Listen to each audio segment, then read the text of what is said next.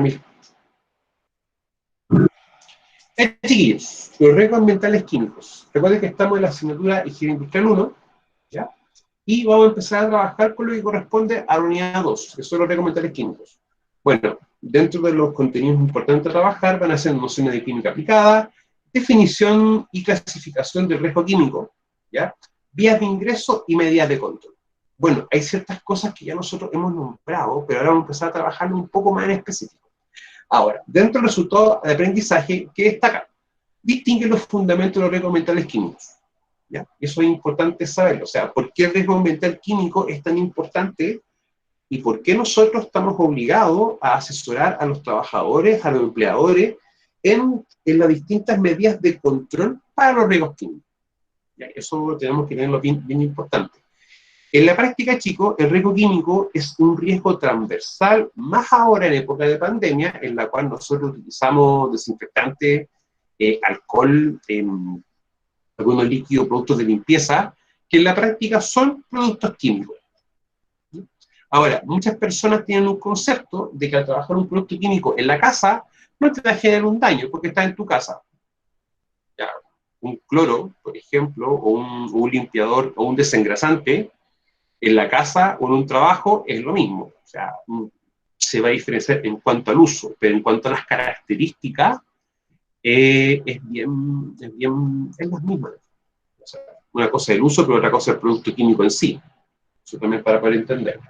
Ahora, desde una perspectiva u otra, cuando yo quiero empezar a trabajar los riesgos químicos, nunca tengo que olvidarme de esto, de lo que corresponde al artículo 21 del Decreto Supremo 40, específicamente del título 6, que es de la obligación de informar los riesgos laborales. ¿Por qué yo parto con esto y no parto directo de lleno en trabajar los riesgos químicos? Porque de una forma u otra nosotros tenemos que entender de que la misma ley, en este caso el Decreto 40, que es el reglamento de la ley 6.144, que en el fondo establece los mecanismos para poder cumplir lo que estipula la ley, me va a obligar a que yo, cuando tengo un trabajador que va a partir su labor, su trabajo en una empresa, ¿cómo se llama? Tiene que tener distintas capacitaciones, distintos elementos y distintos conocimientos de lo que él está expuesto y de cómo puede controlar sus riesgos. Por eso es importante nunca olvidarnos que el ODI, aparte de decir cuáles son los riesgos, cómo yo aplico medidas preventivas y cuáles van a ser mis métodos correctos de trabajo, ya no solamente olvidarme de esto, que en el fondo decirle, oye, tus riesgos los controlas así, y estos son tus procedimientos de trabajo y estos son tus riesgos. Esto es con lo que tú trabajas. Pero nunca hay que olvidarnos de aquello, de la segunda parte. Y ojo, dice, especialmente en informar los elementos, productos y sustancias que van a utilizar en los procesos, sobre la identificación de los mismos, fórmulas, sinónimos, aspecto y olor, y sobre los límites de exposición permisible de estos productos. Nunca olvídese que desde el punto de vista de la higiene industrial, más asociado al Decreto Supremo 594, tenemos tres tipos de límites: ponderado, permisible, o sea, el LPP, LPT y LPA. El permisible ponderado, permisible temporal y permisible absoluto, ¿ya? O ponderado absoluto. Bueno, hay un tema ahí que se me olvidó en este momento específico. Pero sin embargo el 594 no define aquello. O sea que un decreto me obliga a que si yo tengo una sustancia en sí, y esta sustancia está en el Decreto Supremo 594, yo tengo que ir a ese decreto, sacar esa información y comunicársela al trabajador. Ahora, esto nunca hay que olvidarlo, nunca, y hay que hacerlo. Otra parte importante es que uno debe decir cuáles son los peligros para la salud y sobre las medidas de control y de prevención que deben adoptar para evitar tales riesgos. O sea, solo hago referencia en esto porque una cantidad importante, cuando hace o aplica un ODI, la obligación de informar, que de hecho un día de esto vamos a revisar un formato para que usted vea más o menos cómo es la estructura, se abordan o se enfocan directamente, mejor dicho, a lo que es seguridad industrial, ¿ya? Pero no toman en consideración estos elementos que en la práctica tienen mucha relación o un peso muy importante con la higiene industrial. Entonces, chicos, es importante que ya empecemos a entender de que de una forma u otra nosotros tenemos que tener un contexto de lo que nos dicen las distintas leyes para que yo pueda trabajar un tipo de riesgo, en este caso un riesgo químico. el que no, a nosotros no nos importa. Ahora, el riesgo químico a mí me interesa de sobremanera, chiquillo, porque yo le insisto, es un riesgo transversal que está en todo rubro, en toda actividad económica, y no se toma o no se le toma el peso o la consideración que este debiese de tener. ¿Ya? Eso es lo importante, chicos. O sea, hay casos documentados de dueñas de casa que ya tienen edades de 40 a 50 años y llevan haciendo una actividad como dueña de casa de más de 20 o 25 años y han desarrollado patologías pulmonares. En el fondo, ha generado, por ejemplo, un asma ocupacional, que en el fondo sus pulmones ven disminuida su capacidad respiratoria, su capacidad de funcionamiento, pero producto de los distintos elementos químicos que ha estado expuesta a la persona en toda su vida. Por eso muchas veces hay que quitarnos el concepto de que porque estamos haciendo algo en la casa no implica riesgo. No implica igual. Y eso uno lo ve desde la parte química, desde los riesgos eléctricos, o quizá la exposición a algo con temperatura. ¿Ya? Nunca hay que olvidar, y esto es como una de las premisas en prevención de riesgo, que la cantidad de accidentes que ocurren en la casa son de igual cantidad o mayor, incluso mayor magnitud, mayor daño de los que ocurren en el trabajo. Eso es algo que sí o sí tenemos que nosotros tomar en cuenta. Cuando uno habla de los riesgos ambientales químicos, de una forma u otra, también tenemos que empezar a entender ciertas características de los productos químicos. O sea, uno, por ejemplo, quizás muchos de ustedes han visto algo como esto, como un sistema periódico. Y uno ve esto cuando no entiende un poco química y uno con esto se asusta.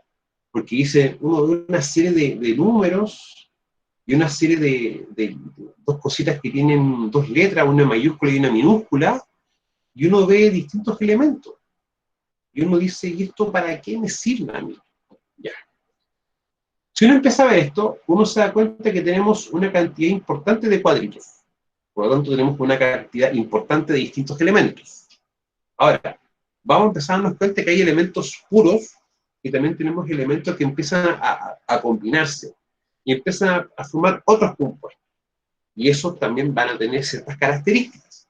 Ahora, desde el punto de vista de un riesgo químico, nosotros cuando estábamos viendo un poquito en higiene industrial, en la unidad 1 en realidad, vamos a ver un poquito una cosa bien puntual, chiquillos.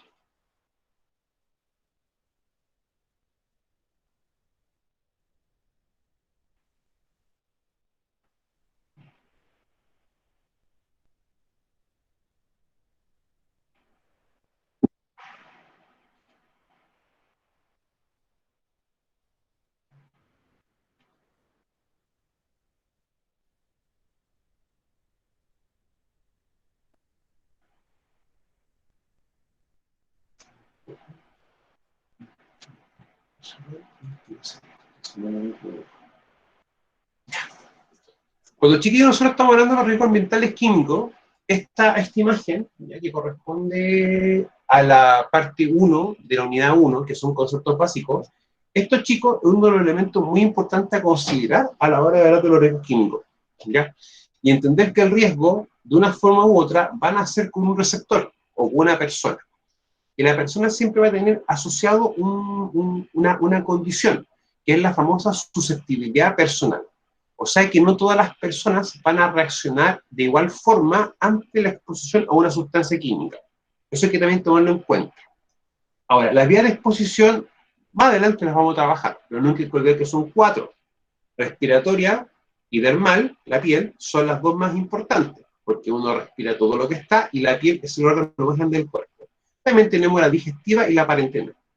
Ahora, la digestiva y respiratoria y la dérmica, desde el punto de vista químico, son importantísimas. Porque las sustancias químicas, más adelante nos vamos a dar cuenta de algo, que van a ingresar a nuestro cuerpo por distintos caminos, pero también dependiendo de algunas características que pueden tener estas sustancias.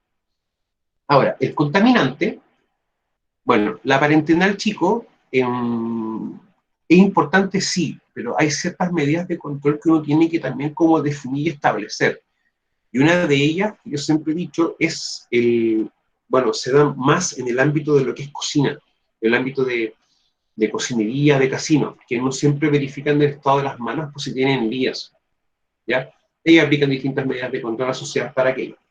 Ahora, el contaminante, acá también van a haber dos cosas específicas: la concentración del contaminante y el tiempo al que tú estás expuesto. O sea, no lo mismo estar trabajando, por ejemplo, con cloro 1 minuto que estar trabajando 1 hora. Ahí vamos a tener tiempo, vamos a tener quizás un nivel de riesgo distinto, asociado directamente a mayor tiempo y mayor concentración. Eso también hay que tomarlo en cuenta.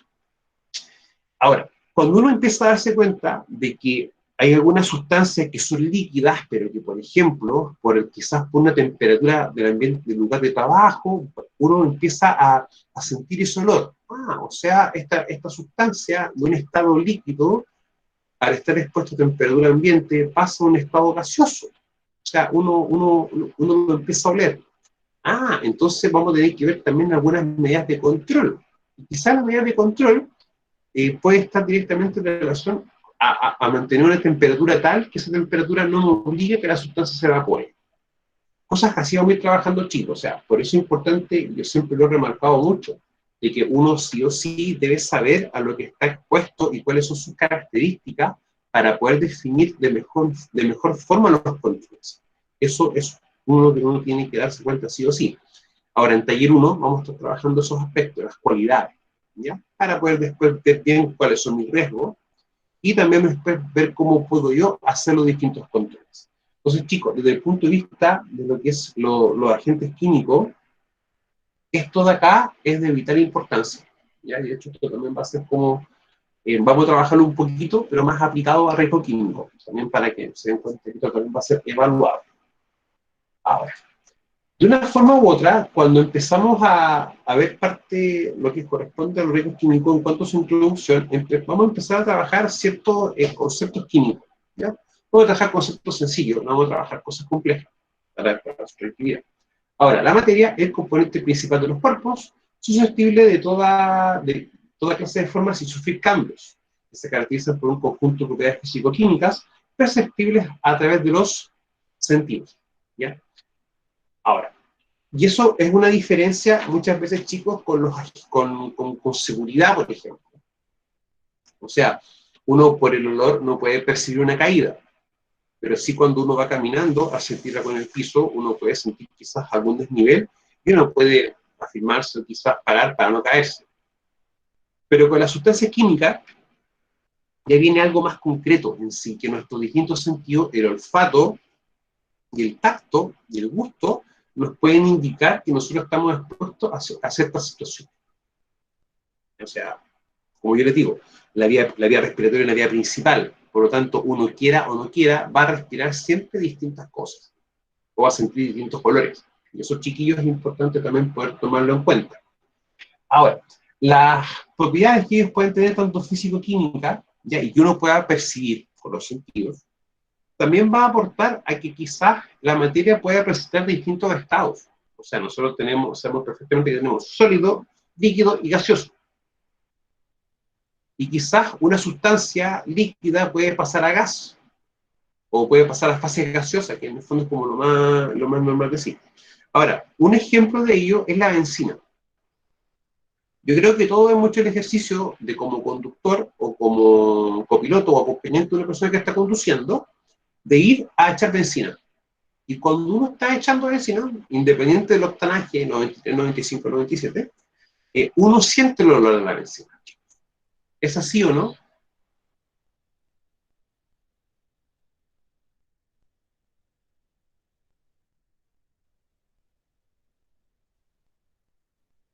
Sí.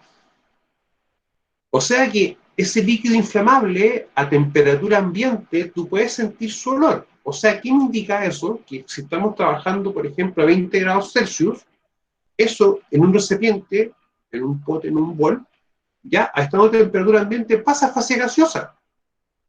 Por lo tanto, yo pudiese, por ejemplo, utilizar la benzina para un elemento de actividad que no sea necesariamente como combustible. Chicos, ¿qué me dicen ustedes con respecto a eso?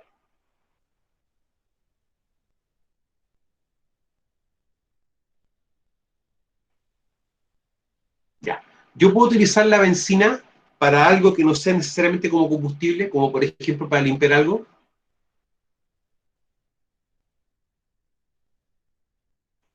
No, no lo puedo hacer. O sea, eso yo no lo invento, no es un capricho mío, para que lo entendamos así. El decreto supremo 594 me estipula, ya, es que vamos a llegar a ese punto.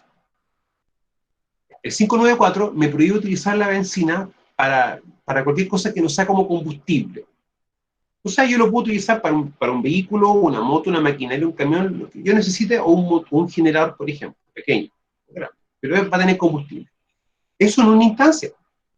Ahora, el 594 me dice que yo no lo puedo utilizar para cosas que no sea como combustible. Y eso es algo que muchas veces no pasa, porque muchos talleres mecánicos, o quizá alguien que tenga que hacer, por ejemplo, algo específico, ¿qué va a hacer? Va a utilizar, por ejemplo, limpiar algo que tenga grasa o aceite, lo va a limpiar con benzina, porque lo limpia y lo deja súper bien.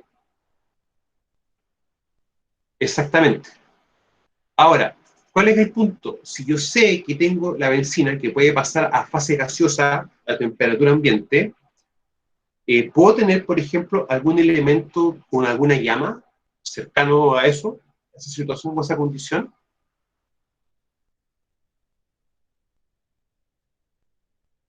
No. ¿Ya? Y acá hay que ser bien concretos, chiquillos.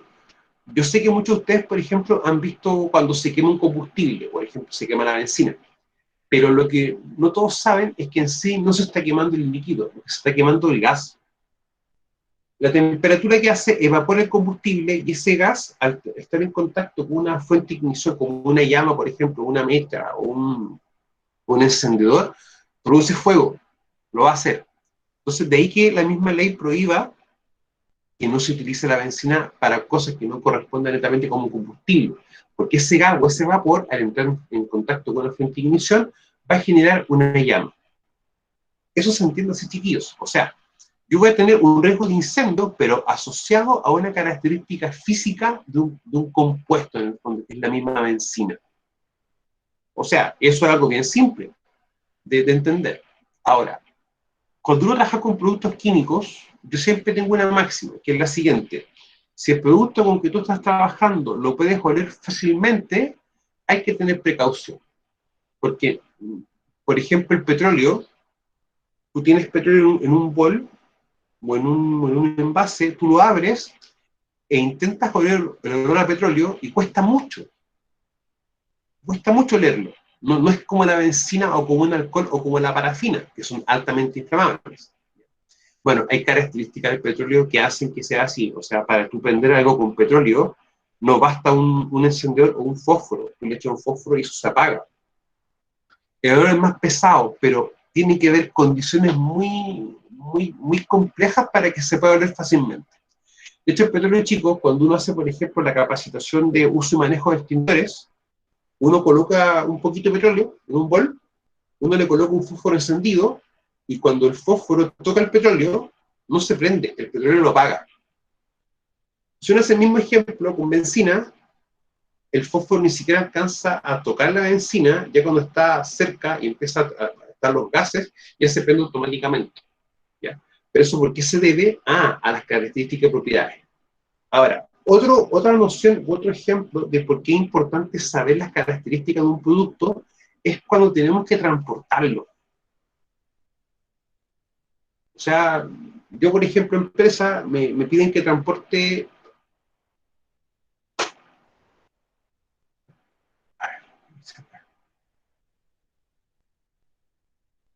Sí, o sea, los desengrasantes chicos, bueno, yo compro un desengrasante que es muy bueno, que me deja la cosa impecable, saca todas las manchas, muy bueno. Pero las cocinas por lo general se manchan con grasa. Y la grasa, para poder diluirla o poder sacarla, tiene que tener algo inflamable, por lo general. Siempre trabaja uno en base a alcohol.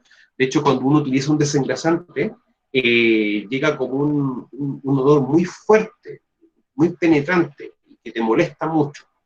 Claro, y si uno empieza a leer, por ejemplo, la etiqueta o alguna cosa de precaución, ahí te va a decir textual, cuando utilice este producto, por favor, hágalo en un lugar con buena ventilación, abra las ventanas, que no entre en contacto directamente con la piel, utilice un guante, y en el caso de que el producto le entre,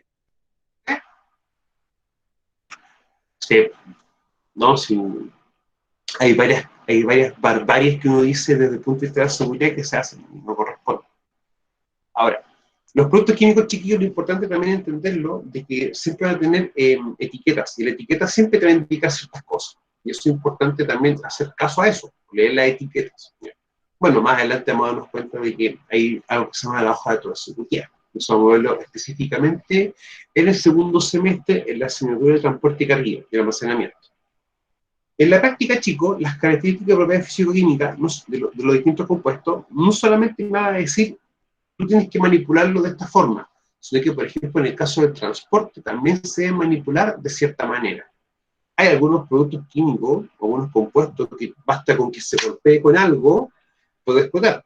Hay otros que basta que entre en contacto con agua y también podemos tener una explosión. Entonces, hay distintas situaciones, chiquillos, que uno tiene que como evitar, ¿ya? Para poder también evitar problemas. Ahora, cuando uno habla de los tipos de materia, en la práctica se van a distinguir siempre dos tipos principales. Las sustancias puras, que en este caso son algunos elementos y compuestos, y las mezclas, las que pueden ser homogéneas y heterogéneas. Vamos a partir primero con el primero, para que la redundancia. Las sustancias puras, por ejemplo, chiquillo, puede ser un compuesto químico solo. ¿Ya? Por ejemplo, puede ser, no sé, por cloro. El cloro como Cl. Eso puede ser un compuesto puro. Y un compuesto, por ejemplo, puede ser el agua, el H2O. ¿Ya? Ahora, el agua en sí es un compuesto químico, por si acaso. Aunque nosotros le demos un uso bien tradicional. De hecho, el agua se considera siempre como el solvente universal, o sea, el agua prácticamente se utiliza para todo. Ahora, las mezclas tenemos las homogéneas y las heterogéneas. Un ejemplo de mezcla homogénea puede ser un té. Cuando un té le echa el azúcar o el endulzante, el agua, y después uno se da cuenta que tiene una masa o un líquido de un color uniforme. Eso es una mezcla homogénea, porque tú a simple vista no puedes diferenciar cuáles son sus componentes. Ahora, distinto el caso, si por ejemplo estamos haciendo una ensalada o estamos comiendo alcachofa, a mí no me gusta comer alcachofa, y cuando alguien come alcachofa en sí, le echa en un bol chiquitito aceite y vinagre, por ejemplo, y tú lo revuelves, pero pasa un par de minutos después que lo revolviste y tú puedes identificar dos cosas. Identificas un líquido y identificas un aceite. Eso, chicos, puede ser también una mezcla heterogénea, en la cual tú, a simple vista, tú puedes diferenciar los componentes de algo. Eso también tiene ciertas va a tener como ciertas consideraciones más adelante a la hora exactamente, el agua y el aceite. En el fondo, uno dice que es una mezcla heterogénea porque uno puede observar o puede ver dos fases, una fase líquida y una fase oleosa o una fase aceitosa. Ahora, las sustancias puras, chiquillos, es un tipo de materia de composición fija, uniforme e invariable y cuyas propiedades químicas y físicas son idénticas, sea cualquiera fuere su procedencia. O sea, por ejemplo, el hierro o el fierro, ya el que pueden sacar, por ejemplo, acá en Chile, va a ser el mismo que saquen en otro país del mundo. Porque es fierro en el fondo. Independiente de donde tú lo saques, es fierro en el fondo. ¿Ya? Otro ejemplo sería el litio.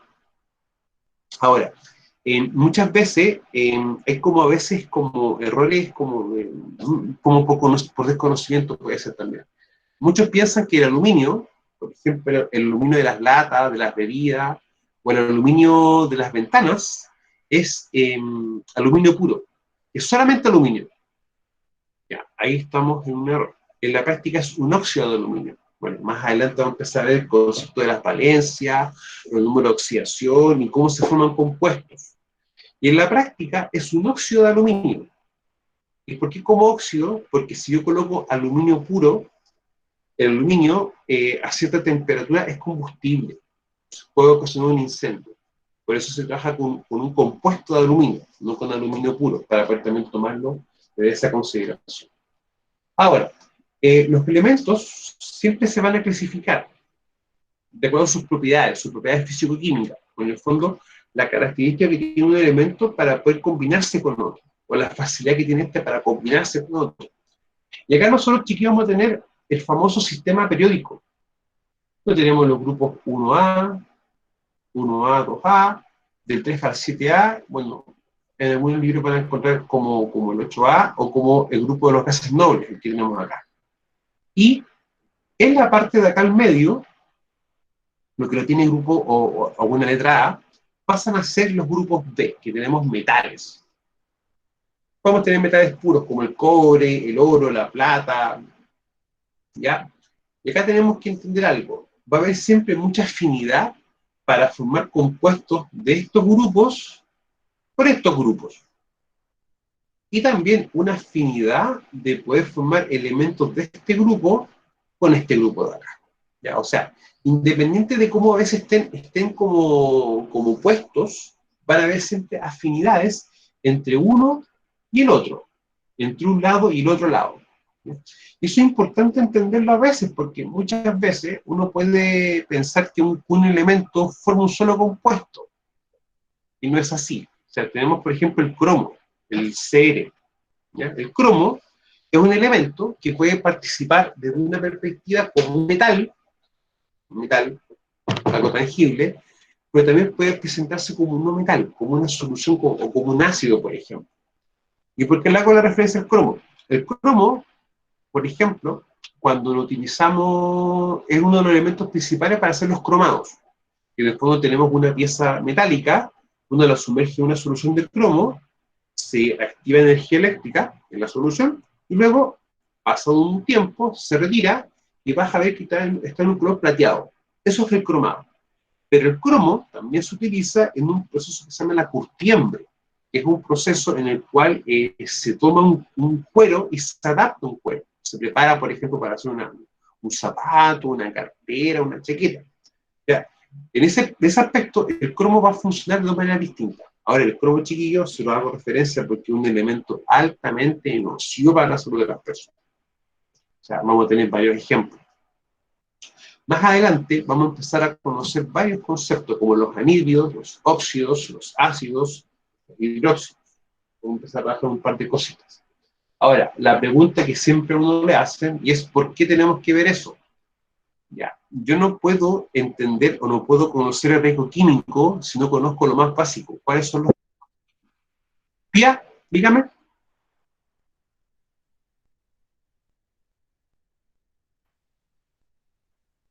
Pía, ¿tiene usted una consulta?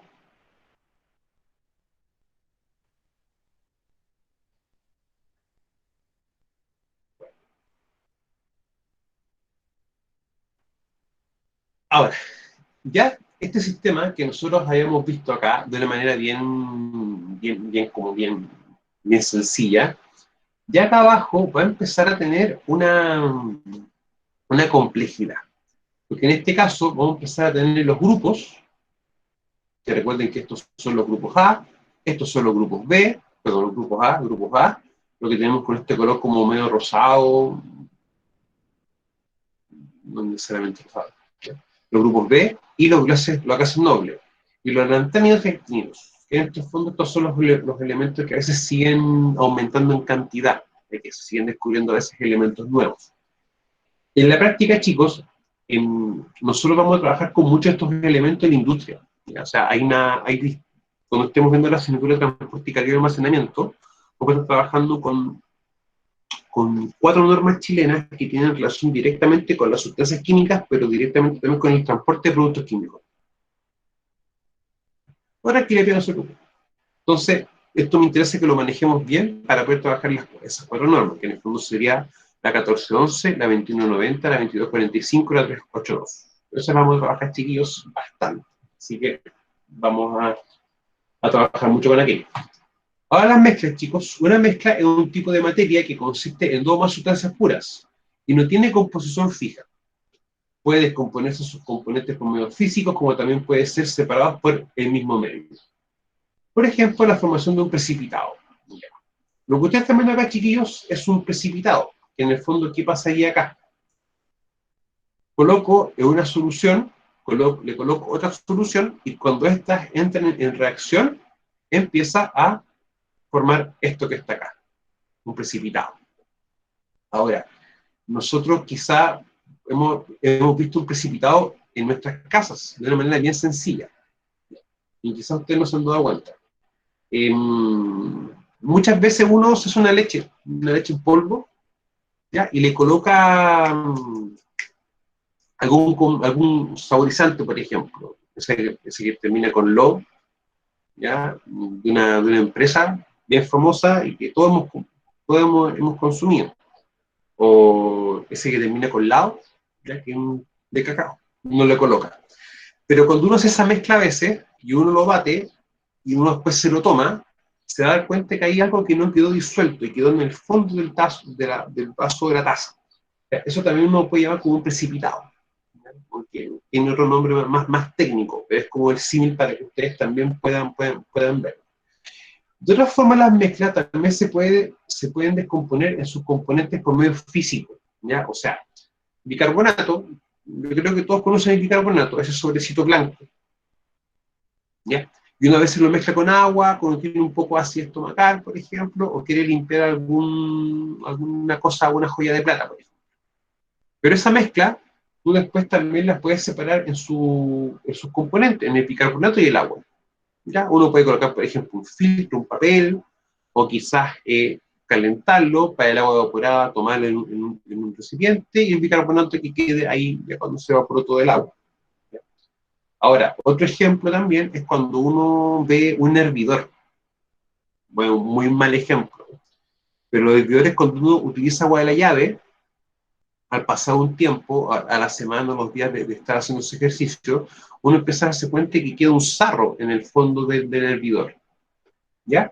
Y eso también puede ser muchas veces una mezcla o una característica del agua, que en el fondo el agua que tú tomas es una mezcla, que tú la ves, que tú no puedes diferenciar muchas veces los componentes que tiene. O sea, el agua, uno siempre explica que es H2O, pero ese H2O muchas veces no es H2O puro, sino que viene con más compuestos, con más elementos. Más específicamente en la zona norte, por ejemplo, que el agua a veces cuando queda, por ejemplo, mucho tiempo en algo transparente, uno se da cuenta que que el vidrio, por ejemplo, toma un color rojizo, ¿ya? O uno te das cuenta que las conexiones de una tubería de cobre empiezan a tener como unas manchas blancas, por ejemplo, unas blancas verdosas. O a veces uno siente el agua como un poco áspera. Bueno, y en las mañanas, uno cuando abre la llave, ya está cerrado mucho tiempo, uno abrir la llave también siente un olor a cloro, por ejemplo. O sea, el agua pura no es, el agua tiene elementos. Ahora el cloro del agua siempre lo va a tener en este país porque es una de las formas de hacerla potable y evitar que se pueda formar algún elemento nocivo para la salud. Ahora, ¿cómo nosotros vamos a clasificar la materia en sí? Vamos a tener las mezclas y las sustancias puras. Y una mezcla se puede separar por un medio físico en los componentes puros. Un medio físico chiquillo hay que entenderlo de la siguiente forma, como un filtrado, por ejemplo, o colocar un colador, o colocar un papel filtro, o aplicar, por ejemplo, temperatura. ¿Ya? Esos son como los medios físicos, que en el fondo tú con una actividad tangible, tú puedas sacar o dividir los elementos principales que tenga algo. Ahora, las mezclas pueden ser las homogéneas y heterogéneas, ya que en el fondo la homogénea tú ves una sola mezcla, tú no diferencias los componentes, y la heterogénea, como yo le explicaba recién, ya, tú puedes verlos, por ejemplo, en fase, como el agua y el aceite. Ahora, las sustancias puras, podemos tener los compuestos y los elementos, y estos tienen que separarse por métodos químicos. Ahora, un ejemplo es el cobre. Y uno piensa, no, pues yo voy a la mina y encuentro cobre, y ese cobre lo colocamos después en un cátodo. Pero ojalá fuera así, porque en la práctica no es así. O sea, tú vas a una faena minera y vas a ver, por ejemplo, un compuesto con cobre. O sea, puede ser, por ejemplo, no sé, una grisocola, una malajita, ¿ya? Algún sulfato de cobre, etc. Y resulta de que cuando uno ve, por ejemplo, lo que es el cobre en sí, uno se puede encontrar con minerales sulfatados, con sulfuro de cobre, perdón, o con óxidos de cobre. ¿Y eso en qué se van a diferenciar? En los procesos químicos que van a tener para poder sacar cobre en sí. O sea, hay algunos que uno les coloca, por ejemplo, ácido, y esa solución ácida pasa después por otro proceso y uno puede sacar el cobre. Y hay otros procesos en los cuales uno toma mineral o roca, eso se empieza a moler en distintos tamaños, luego esos pasan por una serie de procesos, después se le colocan otros elementos, empiezan unas burbujas con cobre, después eso se saca, después se seca y se forma un concentrado. Exactamente. Ya lo que es el chancado primario, su modelo terciario, etc. Bueno, hay cosas, chiquillos, que tenemos que trabajar, sí, hay una asignatura que es en el segundo semestre, que vamos a trabajar también con algunos elementos riesgos mineros. Vamos a ver en el fondo lo que corresponde a extracción de mineral, ¿ya? Y también lo que corresponde a lo que es el tratamiento o obtener un beneficio mineral. O sea, la minería, chiquillo, desde el punto de vista legal, por el reglamento de sociedad minera, hay que tener algo bien concreto. Sáquense de la cabeza que la minería es solamente tener una faena y sacar material con contenido mineral. Sáquense ese concepto de la cabeza. La minería, chiquillo, pasa desde, y de hecho el mismo reglamento lo define, como buscar, por ejemplo, un lugar o un depósito mineral, hacerlo los estudios, luego fabricar o construir la faena minera en sí, el campamento, los caminos, todo lo que sea para poder que una faena funcione, eso es faena minera. O sea, minería en sí es mucho más amplio. Bueno, quizás esto no es parte del curso, pero me interesa que lo conozcan, porque hay veces que cuando uno no sabe, tiende a pensar que solamente es eso. Ahora, los compuestos se pueden llegar a sus elementos bases, sí, pero no es como esto, que yo le puedo, por ejemplo, colocar un colador o calentarlo u otro proceso para poder sacar los componentes puros. Pero cuando tengo un compuesto, un elemento, tengo que tener un método químico. Y eso es más complejo. O sea, eso es así. No tiene esa doble lectura. Ahora, en la práctica, a mí me interesa mucho que uno empecemos a entender esto porque la visión que uno tiene que tener con los agentes químicos es bien importante, chiquillos. Bien importante. ¿Ya? Eso no tenemos que, ¿cómo se llama?, perder el sentido con aquello. Hay una norma básica cuando uno trabaja con productos químicos, y es que eso también se puede aplicar en la casa, que es, parece que lo hemos conversado, que son los envases de bebida, ¿ya? En faena minera, lo que uno siempre prohíbe es que se utilicen envases de bebida para alojar algo que no sea agua o bebida. ¿Ya? Por lo general, muchas veces les va a tocar eso, ver eso. Eso, chiquillos, es una práctica que queda prohibida. O sea, si tengo un envase para bebida, es para bebida. Ahora, ¿por qué le hago un comentario con esto? Porque en las casas siempre se tiende a, cuando se prepara algún líquido de limpieza, preparar un envase de bebida. Y ojalá eso no lo hagan, porque un niño, si ve un envase que diga, pone etiqueta de una bebida cola, la bebida que sea, y ve eso, no va a discriminar lo que tenga adentro, sino que va a pensar que es líquido, es bebida, y lo va a tomar. Y vamos a tener también un tema de un accidente químico, pero no, si se dan cuenta, no es un accidente laboral, es un accidente por un tema, una mala conducta en la casa. Ahora, eso es importante, chiquillo, evitar. O sea, cuando les toque, por ejemplo, hacer la capacitación, por lo que tenemos acá, ¿ya?, de los periodos para la salud y las medidas de control. Una de las medidas de control es no utilizar envases para preparar soluciones que no corresponden. ¿Ya? Eso es lo que tienen que tener en cuenta. Sí, sí, hay un aceite también y sí, no se nos va a discutir bien, para nada, para nada. De hecho, la cantidad de accidentes que han ocurrido por esas malas prácticas, muchas son mucho, más de lo que ustedes piensan y creen. Mira, aceite hay de varios tipos. ¿Ya? Los aceites chicos, bueno, yo no soy experto en aceite. Sí, yo solo puedo decir como conductor, pero los aceites también se pueden clasificar de acuerdo a las viscosidades que pueden tener. Hay aceites más líquidos, aceites más viscosos. Es uno de los tipos de aceite y los lubricantes, uno los trabaja mucho con lo que corresponde a maquinaria pesada y también con lo que corresponde a las faenas o labores de perforación, en los cuales tiene que haber siempre un uso intensivo de aceites y grasas. Ahora, composición de la materia. La materia, vamos a tener que entender algo que quizás no siempre va a ser uniforme en todas sus partes. O sea, uno, por ejemplo, yo veo este envase plástico y digo, ah, esto es algo uniforme, porque yo donde lo vea, veo plástico. Pero, por ejemplo, uno toma un mineral y se da cuenta que ese mineral no es uniforme, tiene distintas características. Uno ve un color rojo, un color verde, o quizá ve algo que sea una roca, entre otros elementos. Ahora, la materia, si es uniforme en todas sus partes, es de una sola fase, en el fondo tú la ves y no identificas si tiene más elementos, es una sola cosa. Luego, esto puede ser separado por medios físicos, ¿ya?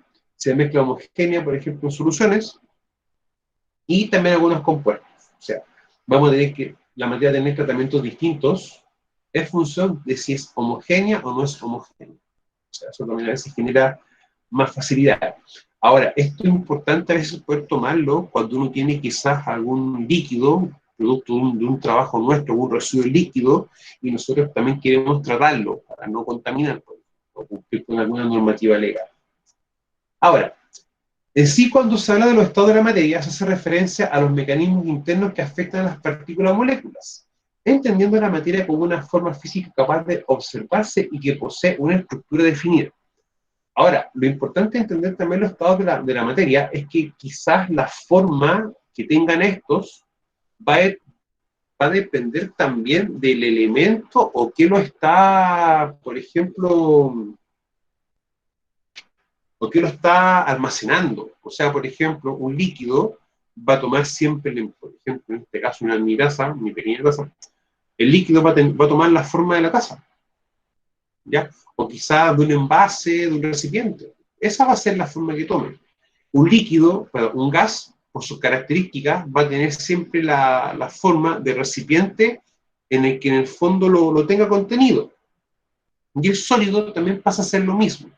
Pero ahora, una cosa es el estado o la forma en que estos tengan, pero también cómo van a empezar a comportarse las moléculas entre sí. O sea, una cosa es el medio que lo contiene y otra cosa es cómo se comportan sus características internas.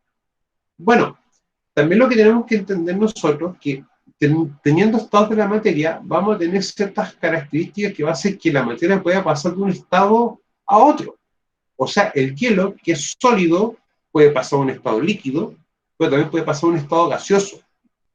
El líquido, si es sometido a una temperatura alta, es agua en este caso pasado a los 100 grados Celsius, el aceite hidráulico. Un poquito de aceite hidráulico. El líquido, si pasa a una temperatura caliente, puede pasar a fase gaseosa, pero el líquido, si está sometido a temperaturas frías, puede pasar a estado sólido. O sea, va a depender también de alguna característica externa, una característica física. Recuerden que el calor en sí uno puede tomar también como un agente físico, es cómo se va a comportar un agente químico. ¿Ya? O sea, hay mucha relación, chiquillo. O sea, uno siempre cuando empieza a trabajar con los agentes interhigiénicos, uno le explica que los agentes químicos tienen esta característica, los físicos tienen esta característica, pero sin embargo los físicos, como es temperatura, calor, frío, presiones, eso va a afectar también a un agente químico por sus propiedades físico-químicas. Ahora, el aceite hidráulico, chiquillo, tiene una característica muy fome, es que eh, es muy líquido y tiende muchas veces a producir manchas muy grandes y cuesta a veces poder limpiarlo. ¿Ya? O sea, eso es así. Hay que también tomarlo en cuenta. Bueno, el plasma de una forma u otra también se considera como otro estado de la materia. ¿Ya? Pero un estado, el plasma en el fondo es algo un poco más complejo. Lo que es sólido, líquido y gaseoso es lo más transversal, es algo que uno siempre puede ver y es lo que uno también le explica muchas veces en el colegio. Ahora, propiedades del estado sólido, forma definida, volumen definido, partículas muy cercanas, muy fijas, y las partículas se mueven muy lentamente. Cuando uno está viendo un bloque de hielo, tú ves el bloque de hielo intacto, pero internamente las partículas se están moviendo muy, pero muy lentito, para poder también tomarlo de esa perspectiva. Ahora, El, el tema de la forma definida y volumen definido, quizás puede ser a veces un problema. Me explico. Yo sé que algunas sustancias a temperatura ambiente pueden pasar a gas. Por lo tanto, si yo tengo un envase, no voy a poder quizás llenarlo al 100% de su capacidad. Voy a tener que llenarlo a una cantidad y dejar un espacio libre. Y en ese caso, ¿para qué? Para que el gas que se genere pueda moverse y no explote. Porque en el fondo el volumen pasa a ser constante, pero la presión que puede generar algo adentro puede hacer que esto explote. Ya, un muy buen mal ejemplo es lo que pasa cuando uno muchas veces va a llenar combustible.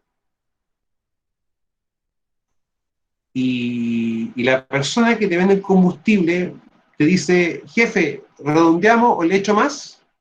Yo digo, no, hasta ahí nomás. Y, y dicen, no, pero échale nomás y hay espacio. Y mueven el auto, como dice ahí Javiera, y lo mueven así y le echan más combustible. Ya, perfecto.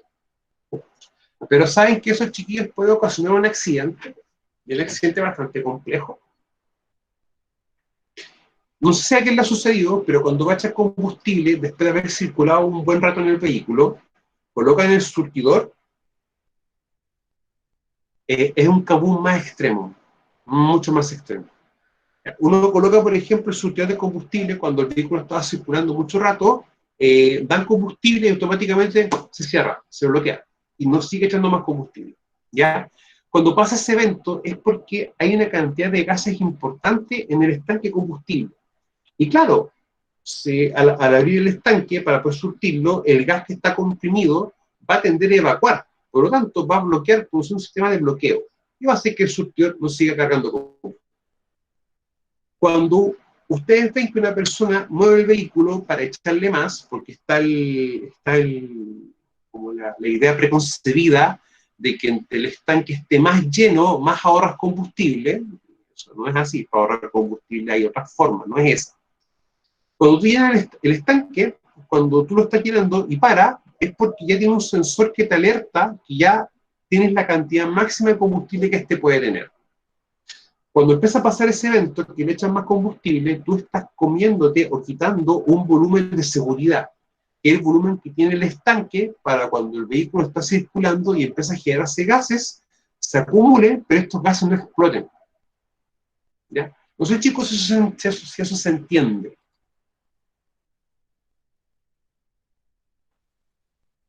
Que en el Sí, fondo tú te... profe. Entonces, chicos, es un punto importante porque en la práctica, como norma básica de seguridad, si un estanque tiene una capacidad de 30 litros, son los 30 litros. No hay que echarle más de eso. O sea, cuando hagan ese intento o ese ejercicio, créanme de que lo que están en el fondo es una bomba de tiempo para que pueda evitar un accidente uno.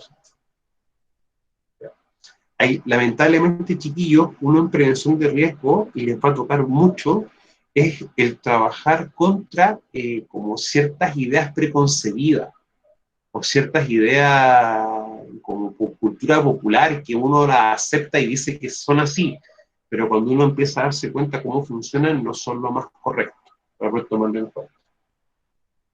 Ahora, las propiedades del estado líquido, forma indefinida, volumen definido, toman la forma del contenedor, las partículas están muy cerca una de otras, pero con movimiento, y las partículas se mueven más lentamente. O sea, en el fondo se van a mover siempre y cuando tú hagas un proceso de movimiento, para poder tomarlo esa perspectiva.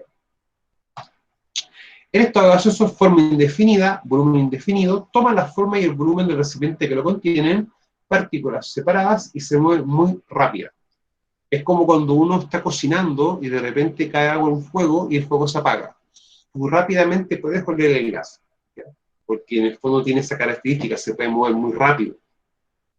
Ahora, hay ciertas sustancias que siempre se recomiendan trabajar en lugares ventilados, ¿ya? Como por ejemplo algún diluyente, ¿ya? Para no evitar que se concentre en un lugar y con una fuente de calor pueda producirse un fuego o un incendio.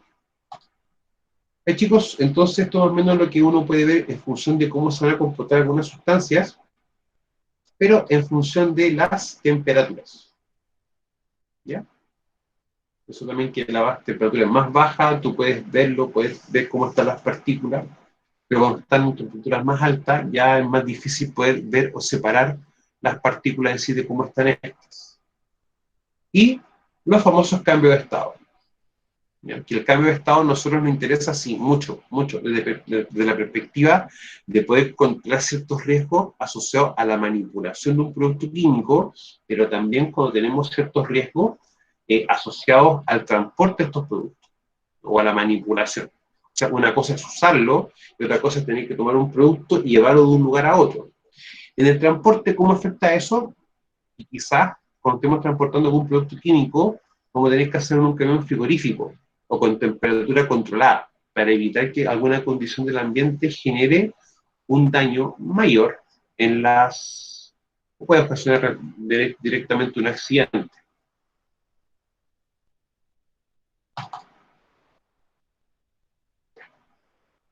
Chicos, vamos a trabajar un poquito más para dejar la materia más avanzada, ¿ya? Para empezar a seguir avanzando con el curso. Ahora, la clasificación, definición y clasificación de lo que es el riesgo químico en sí. Y vamos a tener, chiquillos, bastantes cositas que empezar a ver acá. Ahora, lo principal es que, de acuerdo a sus características físicas, las sustancias tóxicas se pueden dividir en aerosoles, gases y vapores, ¿ya? Diferencia primera entre ellos, chiquillos, es el tamaño de la partícula. Ahora, me atrevería a decir que estos que están acá, los aerosoles, son los que ustedes más han escuchado este último tiempo. Por el tema de las mascarillas, que hay que utilizarlas, porque si alguien está contagiado o está enfermo, todo lo que pueda generar como aerosol, ya de cuando uno la respiración y que pueda contener un virus, sea contenido. ¿Ya? Eso es lo que es como lo que uno puede también tomar en cuenta con los aerosoles. Ahora, ese es un tipo de aerosol. El otro tipo de aerosol son los que uno utiliza, por ejemplo, con los sprays. Ya un spray con un desinfectante, con eso. Yo también para poder tomarlo en cuenta. Ahora, esta clasificación tiene una base adecuada, ya que ambos grupos se comportan de manera muy diferente, tanto en lo que se refiere a su periodo de permanencia en el aire, como en cuanto a sus posibilidades de ingreso al organismo, incluyendo las respectivas subdivisiones. Ahora, claro, una cosa es cuando tenemos los aerosoles casi vapores, y estos puedan estar, cuánto tiempo pueden estar en el ambiente de trabajo, y qué tan fácil pueden ingresar estos a nuestro cuerpo. Ahora, cuando uno ve la parte química, como yo le explicaba con anterioridad, lo principal hay que entender de que la vía respiratoria, la vía, lo que es la piel, y también esta sección de los ojos, y los ojos en sí, van a ser como bueno, las dos vías principales es la respiratoria, dérmica y digestiva. Esas tres sí o sí. ¿Ya? Pero uno también hace referencia a la mucosa o a esta sección de los ojos, porque cuando entran en contacto con alguna sustancia también se ven dañadas, para entenderlo de esa forma. En la práctica, chicos, los riesgos ambientales químicos, o los riesgos químicos también, van a tener que tener controles bien definidos. O sea, un control principal para mí es la ventilación. Y la ventilación, chiquillos, de aquí en adelante, ustedes tienen que tener, ¿cómo la tienen que tener como concepto? Ventilación que implica inyección de aire limpio y extracción de aire contaminado, o con alguna agente o una concentración de agente contaminante, ¿ya? Eso es lo importante, chicos, por tomarlo en cuenta. Por eso uno siempre hace esa referencia con la ventilación. No sé si alguno de ustedes ha revisado o visto algo, por ejemplo, del protocolo para COVID. El protocolo para COVID estipula la prohibición, por ejemplo, o sea, te dice claramente que tienes que tener ventilación. Pero hace referencia a que, por ejemplo, los aire acondicionados no son ventilación, porque en el fondo es un sistema de recirculación de aire. Un ventilador, no, tú puedes tener, por ejemplo, un cuarto cerrado y coloca un ventilador. Pero ese ventilador que hace va a recircular el aire que tú tienes en tu lugar, en la habitación. Entonces, una cosa es recircular y otra cosa es inyección y extracción. Eso hay que diferenciarlo muy bien. Lo que son los sistemas de inyección y extracción de aire, uno lo ve mucho en un ámbito que es en minería, específicamente en faenas subterráneas. También para poder tomarlo desde esa perspectiva. Ahora, estos chiquillos de acá, esta lámina solita, que no tiene más que esa pura imagen, es lo que ustedes tienen que saber sí o sí de cómo se clasifican los distintos riesgos químicos. ¿Ya? Sí o sí, chiquillos. Y de hecho, por favor, denme un segundito para buscar una cosita y explicarles algo. No me contigo, chiquillos.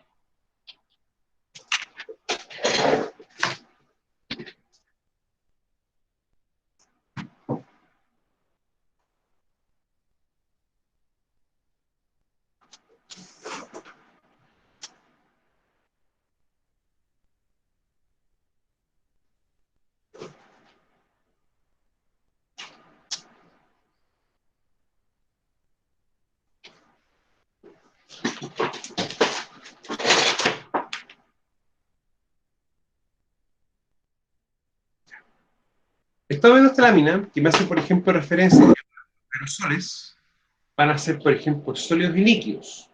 Y en los sólidos tenemos polvos, pero también tenemos los gases que van a ser vapores. Ahora, ¿por qué es importante entender esto y hacer esta diferencia de manera bien clara? Cuando pasa ese caso o ese evento, chiquillos, a mí me obliga a tener que tomar o seleccionar de manera adecuada algo muy importante, que son las famosas medidas de control. En ese aspecto, yo acá tengo dos medidas de control, que en este caso son para un filtro, ¿ya? Para un respirador, que en este caso es una marca bien conocida, ¿ya? De producto de seguridad. Pero resulta de que si ustedes se dan cuenta, es algo que es prácticamente una tela, y que tiene un relleno interior, que por lo tanto, esto es un filtro. Y este filtro, por su estructura, me va a servir netamente para lo que son los polvos. O sea, por ejemplo, tierra. ¿Ya? O sea, basta. Ahora, este tiene una clasificación que un filtro PCIAN. Y el filtro PCIAN, de acuerdo a los últimos estudios bibliográficos, sirve, por ejemplo, para COVID. ¿Ya? Por eso quizás algunos de ustedes han visto al personal sanitario con esto, con respiradores con este tipo de filtros. Por si acaso. Ahora, este que tenemos acá es mixto, como dice su compañera, es para polvo y para gases. Miren, tengo uno abierto, pero tengo que buscarlo. O sea, tengo uno partido por la mitad.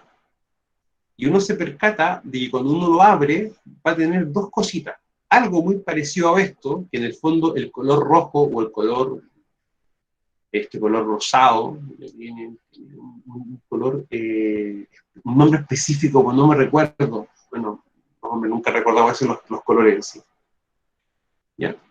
Pero esto, la parte roja, te permite trabajar con aspirar polvos. O sea, hay una cantidad, no, si tiene otro nombre, Pía, no es fucsia, tiene otro nombre específico. De hecho, más adelante vamos a revisar una hojita que te clasifica los filtros en función de los colores. O sea, te va a decir que este filtro, este color es para estas cosas, este color es para otras cosas. Porque, por ejemplo, está en este color y en amarillo, pero también está en este color y blanco, por ejemplo, o podemos tener en azul o un verde, incluso, varias distintas cosas. Ahora, lo principal, primero, que yo siempre he dicho, es entender bien la clasificación de los riesgos químicos en sí, de los aerosoles y los gases, para entender bien qué utilizar de esto. Ahora, el color rojo va a servir para los polvos. Si esto yo lo abro, adentro va a tener unas partículas negritas, y esas partículas negritas es el famoso carbón activado. ¿Ya? Ahora, el carbón activado, ¿qué hace?